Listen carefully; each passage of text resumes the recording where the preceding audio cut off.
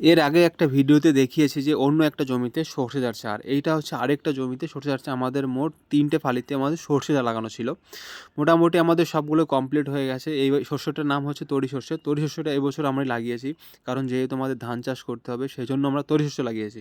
এখন আবার তোমরা বলবে যে জুতো পরে কেন এসছো দাদা? জুতো না পরে আসলে তো ভালোই হয়। কারণ গাইজ আমি কিছু বলতে পারছি না যে জুতো পরে এসছি, কারণ কারণ ওইখানে মাটি ফাটা, এত ফাটা, সেই জন্য আমাদের পা ঢুকে যায়, আর পা ঢুকে গেলে ছিলে যায়, বিশাল ব্যথা করে, সেই জন্য আমরা জুতো পরে যাই।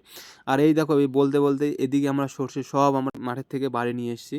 বাড়ি নিয়ে এসে সব এখন শুকাতে হবে, যেহেতু কাঁচা সর্ষে ছিল এখন শুকাতে হবে। আর এখানে আমি আর মা মিলেই লেগে গেছি তোমার কাজ করতে। আর এই দেখো গাইজ, এইখানে আমাদের সারা বছরের এত কষ্ট করেছি এর পিছনে, সেই কষ্টের ফলটা এই যে পেলাম। আর আরেকটা জমির আমাদের কাজ এখনও বাকি আছে, সেটা সর্ষে এখনও আমাদের পাকেনি। সেটা যখন পাকবে তখন আবার তোমাদের আরেকটা করে ভিডিও করে দেখানো হবে। আরেকটা কথা হলো হচ্ছে, আমার মাঝে মাঝে 2-1 দিন আমার ভিডিও পোস্ট করা হচ্ছে না, কারণ মাঠের এত এত কাজ, মানে সর্ষে করা, এই করা, এখন ধান চাষ হবে, কারণ এই সব কাজ আমার একা হাতে সামলাতে হয়, সেজন্য করাই হচ্ছে না।